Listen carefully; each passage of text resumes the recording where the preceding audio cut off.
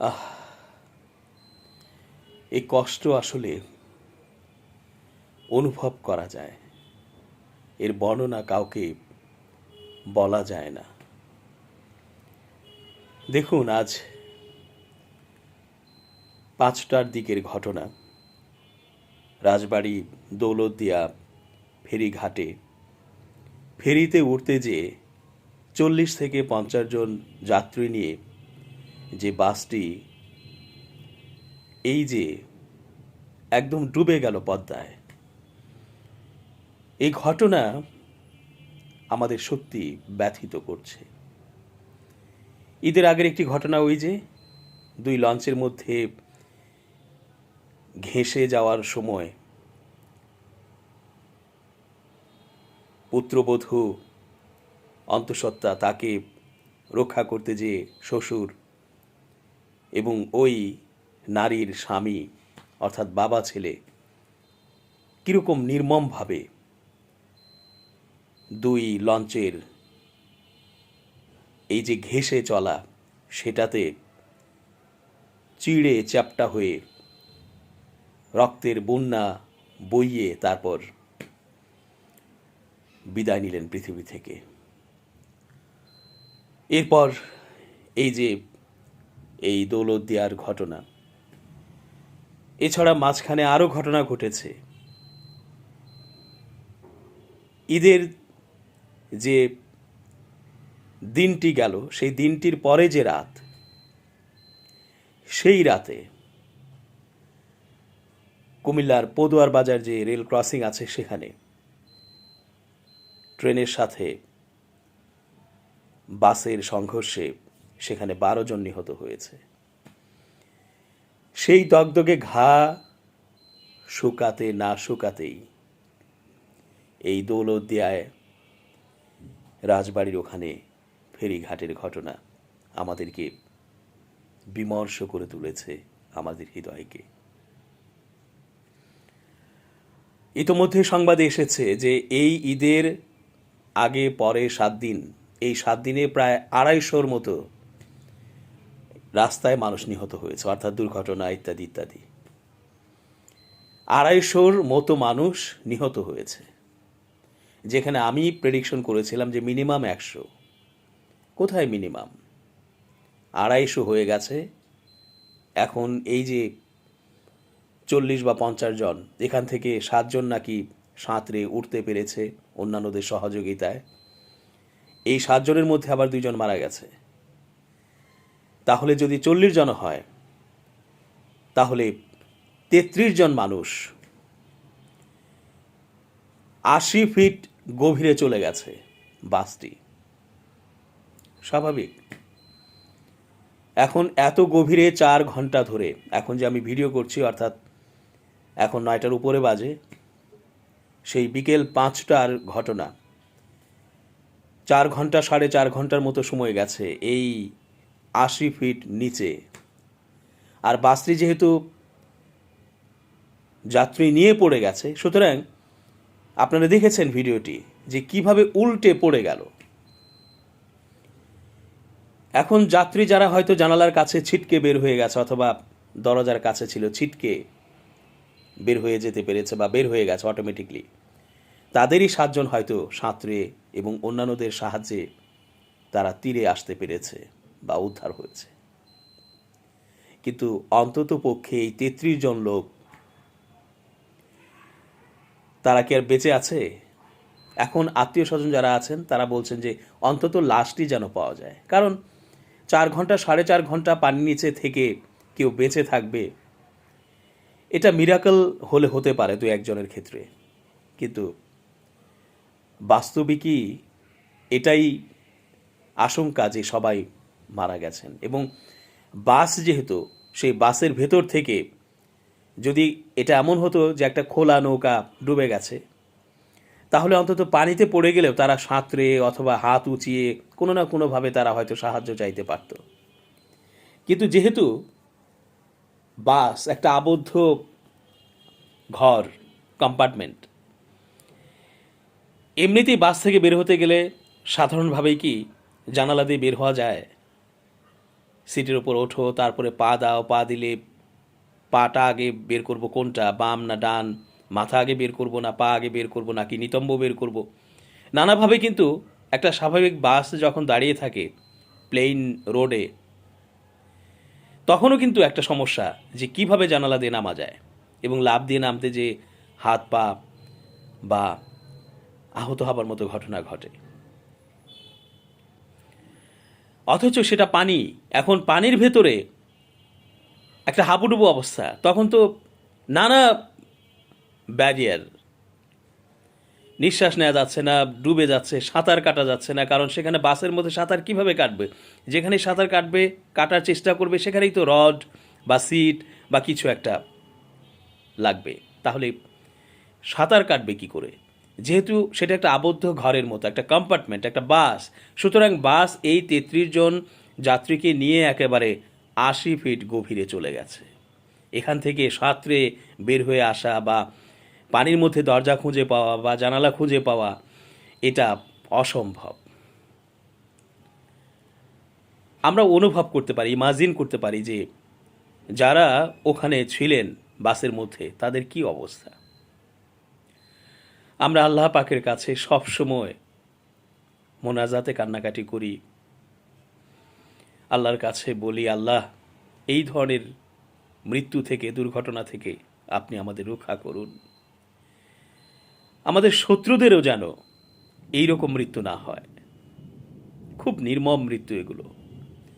ঈদ সেরে ঢাকার দিকে আসছিলেন তারা, কর্মস্থলে যোগদান করবেন, কেউ হয়তো গৃহিণী ছিলেন, বাচ্চা ছিল, তারা হয়তো সংসারে ফিরবে, ঘরে ফিরবে, যেখানে প্রতিদিন রাত কাটে সেই ঢাকা শহরে আসবে।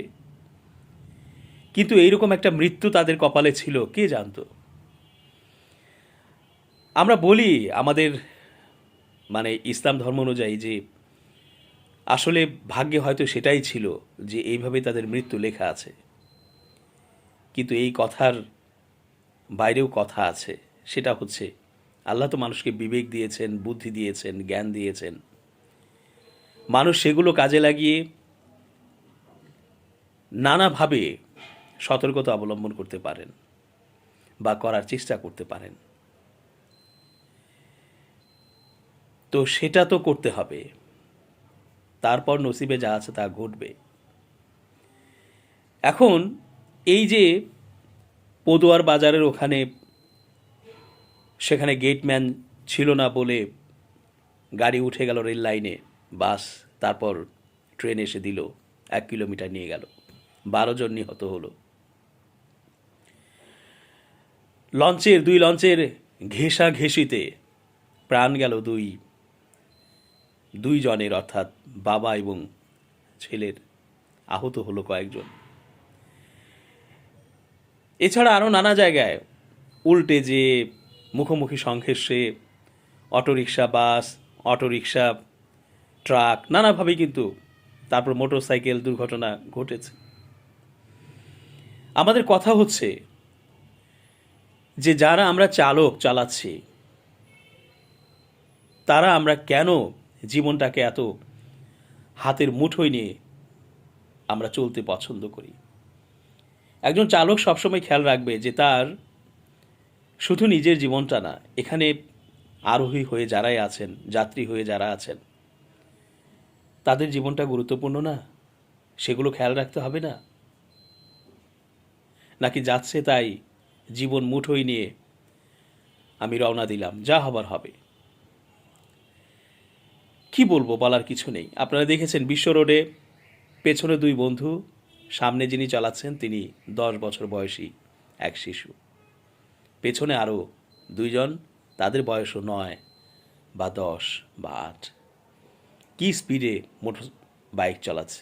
বাবার কাছ থেকে বলে এনেছে যে তেল লোড করতে গেলাম, এই তেল লোড করতে যে হাইওয়েতে সাই করে 3 বন্ধু মিলে মোটর বাইক চালাচ্ছে। এই ভিডিও তো ভাইরাল হয়েছে, আপনারা দেখেছেন।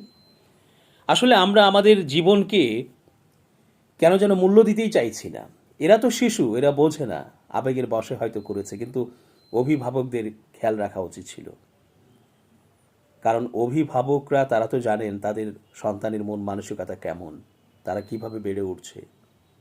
ওই ছোট্ট ছেলেটি মোটর বাইক চালাতে পারে, এটা তার বাবা জানেন না?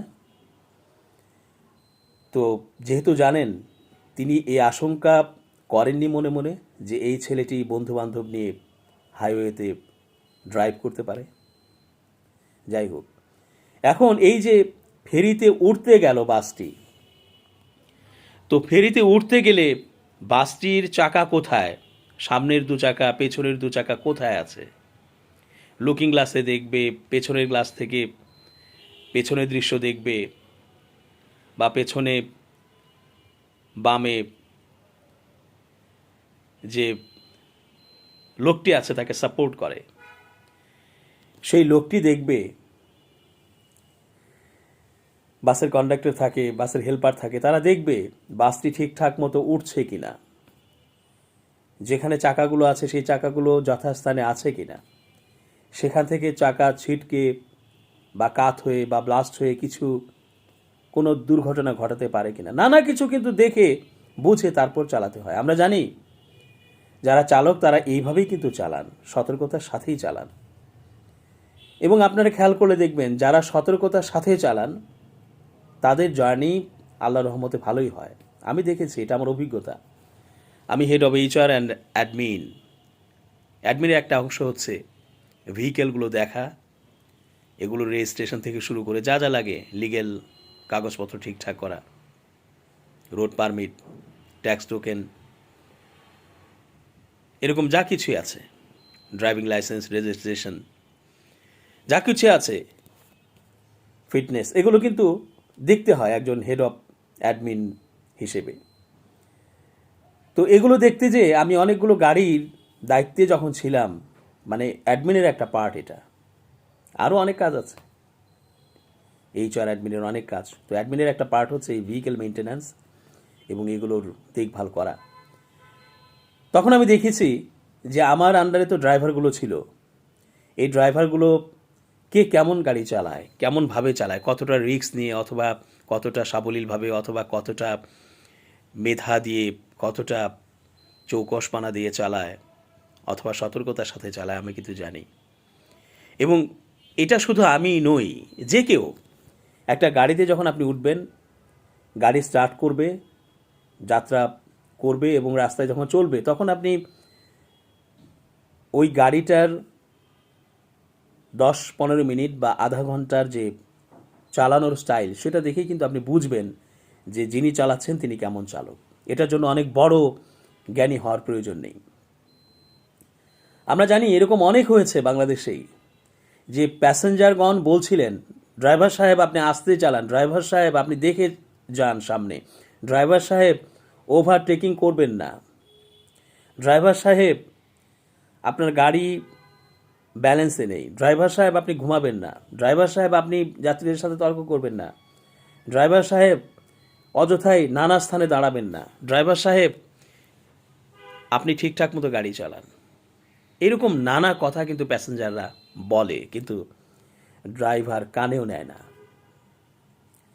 এই যে মেন্টালিটি, এরকম ড্রাইভার কিন্তু আছে। আবার এরকম ড্রাইভার আছে, আপনি দেখবেন যে আপনি মুগ্ধ হয়ে যাবেন। গাড়ি চালানো একটা শিল্প, একটা সাহিত্যের মতো।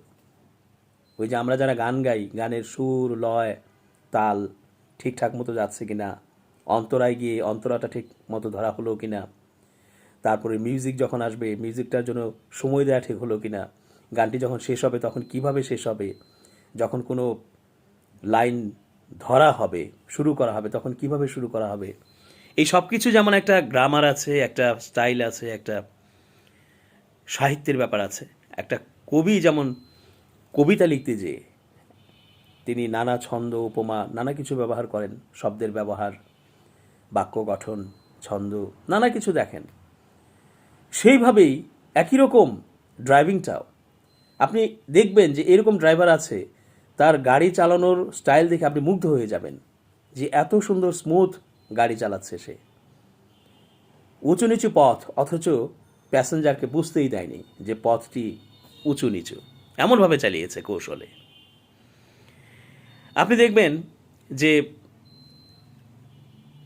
গতির ক্ষেত্রেও এরকম ড্রাইভার আছে যে যখন যে গতি দেওয়ার প্রয়োজন ঠিক সেই রকম গতি দিয়ে গাড়িটিকে সামনে এগিয়ে নিচ্ছেন। প্যাসেঞ্জারগণ মজাও পাচ্ছেন, আবার রিস্ক ফ্রি এমন অনুভবও করছেন। আবার যখন সামনে কোনো ঝামেলা দেখছেন সেটাকেও কিভাবে কন্ট্রোল করা যায় সেটাও কিন্তু করেন। সব মিলিয়ে এত স্মুথ লাগে, অর্থাৎ যিনি ভালো ড্রাইভার, ভালো ড্রাইভ করছেন সে কারণে যে প্যাসেঞ্জারগণ প্রশংসা করেন যে এত সুন্দর ড্রাইভিং আপনি করছেন। এরকম আমি দেখেছি, বহু দেখেছি এবং দেখছি এখনও, যে আমার এমন কিছু ড্রাইভার আছে যারা চমৎকারভাবে ড্রাইভ করেন। হ্যাঁ, কিছু আছে যে আসলেই কিছু আর করার ছিল না, সেটাই তো দুর্ঘটনা। যেটা সব ঠিকঠাক থাকা সত্ত্বেও, গাড়ির সব কিছু ঠিক আছে, যিনি ড্রাইভ করছেন তিনিও ঠিকঠাক মতো ড্রাইভ করছেন, সব কিছু ঠিক আছে, অর্থাৎ গাড়ির মেনটেন্যান্সের ব্যাপারটি, লিগ্যাল পেপারস, ড্রাইভার যে ড্রাইভ করছেন সেটার কৌশল অথবা স্টাইল সব ঠিক আছে, কিন্তু দুর্ঘটনা ঘটে গেছে। এমনটা তো হতে পারে, অন্যের কারণে হতে পারে, অন্য গাড়ির কারণে হতে পারে, মানুষের কারণে হতে পারে, প্রাকৃতিক দুর্যোগ হতে পারে, হঠাৎ করেই কোনো কিছু ক্র্যাকডাউন করতে পারে, হতে পারে।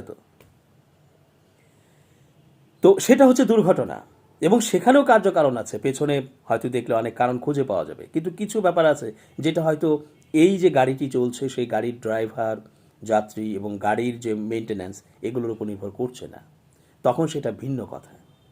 একটা গাড়ি ফেরিতে উঠবে, এটা তো অহরহই উঠছে, দুর্ঘটনা তো ঘটে না, কিন্তু আজ তো ঘটে গেল। তো যাই হোক, যেটা বলতে চাই সেটা হচ্ছে যে খুব সতর্ক থাকতে হবে। এমন একটা ছোট্ট পয়েন্টও যদি হয় যে অসতর্ক অবস্থায় গাড়িটি সামনে এগিয়ে গিয়েছিল, তাহলে সেটাও কিন্তু ত্রুটি, সেটাও কিন্তু ঠিক হয়নি। আজকে গাড়িটি উঠতে যেভাবে কাত হয়ে পড়ে গেল, একদম ডিগবাজি উল্টে গেল, উল্টে তারপর ডুবে গেল একদম অথই জলে। এ এক নির্মম দৃশ্য। আমরা যারা গাড়ির ভেতরে ছিলেন, বাসের ভেতরে, তাদের কান্না তো আমরা শুনতে পাইনি, শুনতে পাবও না, কারণ তারা তো মুহূর্তের মধ্যেই পানিতে ডুবে গেছে। আর গাড়ি যখন পানিতে ডুবে গেছে, এই 40 থেকে 50 জন লোক সেখানে ছিল, তাদের কান্নার আওয়াজ পাওয়া যাওয়ার কথা নয়, কারণ তারা তো পানিতেই হাবুডুবু খাচ্ছে, তখন নিঃশ্বাস নেওয়া যাচ্ছে না, সেখানে চিৎকার করবে কিভাবে? কিন্তু যে চিৎকারের শব্দ আমরা শুনেছি তা হচ্ছে এই যে বাইরের লোকজন, অর্থাৎ ফেরিতে আরও লোকজন ছিল, আশপাশের লোকজন ছিল, তারা ওই দৃশ্য দেখে চিৎকার করেছে। মনে হচ্ছিল এই চিৎকারগুলো ওই বাসে থাকা 40 থেকে 50 জন যাত্রীর, আসলে কিন্তু তা নয়। এবং যারা চিৎকার করছিল তারা কিন্তু তাদের আত্মীয় স্বজনও নয়, পরিচিতও নয়, কিন্তু এই নির্মম দৃশ্য দেখে তারা তাদের আবেগ, তাদের কান্না চেপে রাখতে পারেনি, তারা চিৎকার করে কেঁদেছে। এবং আমরা যখন এই দৃশ্যটি দেখেছি, নিউজে আমরা দেখলাম, তখন আমাদেরও কান্না আসলে চাপা থাকেনি, বের হয়ে এসেছে। এইভাবে আর কত কাঁদব? আমাদের কাছের স্বজন না হলেও তারা তো বাংলাদেশেরই লোক, তারা তো আমার আরেক অঞ্চলের লোক, আমাদেরই ভাই, আমাদেরই স্বজন, আমাদেরই দেশের মানুষ। তারা এইভাবে অকালে মারা পড়বে এই ড্রাইভারদের ভুলের কারণে, এটা তো মেনে নেওয়া যায় না। এটা আসলে মানতেই পারছি না। আমাদের সতর্ক থাকতে হবে। বারবার আমি বলি, সতর্কতার উপরে কিছু নেই, আমাদের চেষ্টা করতে হবে, সতর্ক থাকার চেষ্টা করতে হবে, আপ্রাণ চেষ্টা করতে হবে। আমি আগেই বলেছি, শত চেষ্টার পরেও যদি ঘটনা ঘটে যায় যে আমার আর কিছু করার ছিল না, বা কিছু করার হয়তো নেই আর, বা এর পরে আর কিছু করার থাকছে না, এরকম হয় না? তখন হয়, তখন হতে পারে, মেনে নেওয়া যায়। কিন্তু কোনো চেষ্টা করলাম না, কোনো আমার ইচ্ছের ব্যাপারটি নেই যে আমি একটা গাড়িকে ঠিকঠাক মতো ফেরিতে তুলব, এটা ঠিক মতো প্লেস হবে, অথচ গাড়িটি উল্টে গেল। যাই হোক, যারা মারা গেলেন আল্লাহ পাক তাদেরকে ক্ষমা করে দিন। আমরা জানি যে এইভাবে পানিতে ডুবে মারা গেলে তারা শহীদি মর্যাদা পান, তাদের জীবনের যত গুনাহ আছে সব আল্লাহ মাফ করে দিয়ে তাদেরকে তাদের আত্মাগুলোকে বেহেশতের কাছাকাছি অর্থাৎ ইল্লিনে জায়গা করে দিন আল্লাহ, সেই দোয়া করছি। আর যাদের পরিবারের এই মানুষগুলো মারা গেলেন, সেই পরিবার যেন শোক সহ্য করতে পারে, আল্লাহর উপর তাওয়াক্কুল করতে পারে এবং তারা সবর করতে পারে, সেই জন্য দোয়া করছি আল্লাহর কাছে। এমন পরিণতি শত্রুদেরকেও দিও না আল্লাহ। আল্লাহ আমাদের সকলকে হেফাজত করুন, আমাদের দীর্ঘ নেক হায়াত দিন, আপনার ইবাদত বন্দেগী করে এই পৃথিবী থেকে বিদায় নেবার, স্বাভাবিকভাবে বিদায় নেবার তৌফিক দান করুন। আমিন।